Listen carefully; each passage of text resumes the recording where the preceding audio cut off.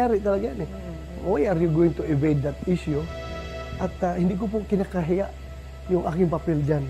Bagkus, may pagmayabang ko pa. That I have done that. Ginawa namin ni Pangulong Duterte yung war on drugs, hindi naman para kami ay magkapera.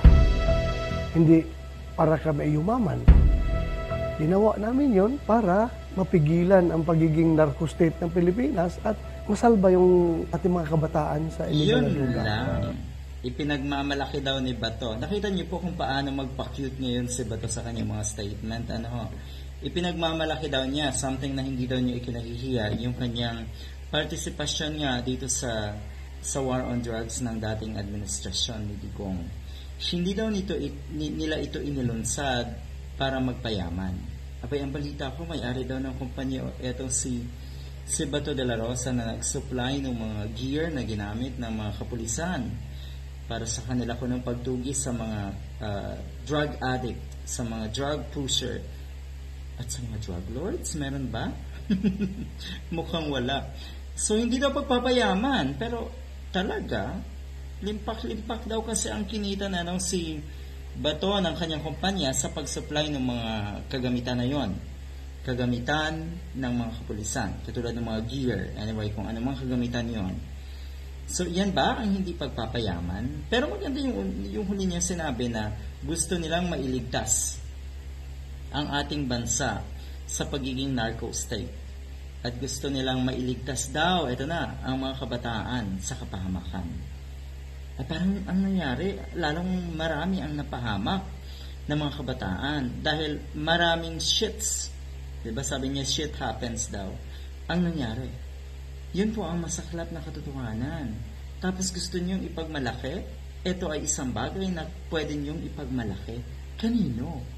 Kanino niyo ipagmamalaki to? Sige nga, sa buong mundo, kung hindi, baka kayo pagtawanan.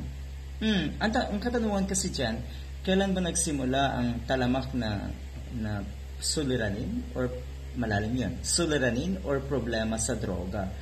Kasi ang sabi dito sa na-check natin, hindi naman daw talaga narco state ang ating bansa. Malayo sa pagiging narco state. Pero nagkaroon tayo talaga daw ng malalim na problema sa droga or sa illegal na droga.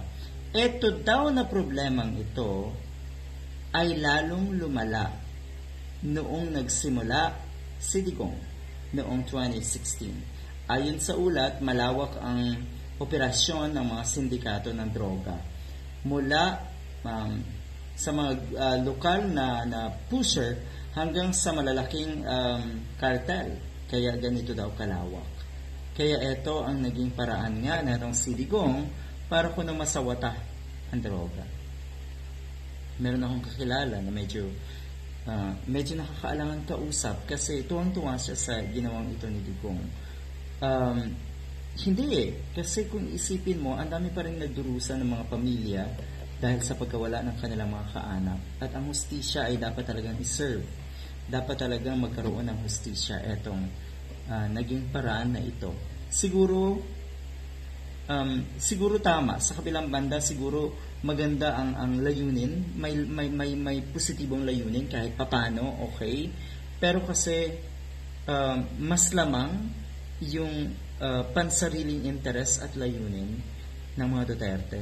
Kaya ganito ang nangyari sa war on drugs. Noong kapanahunan ni Pinoy, meron din tayong problema sa droga, totoo. Pero maganda kasi ang naging approach.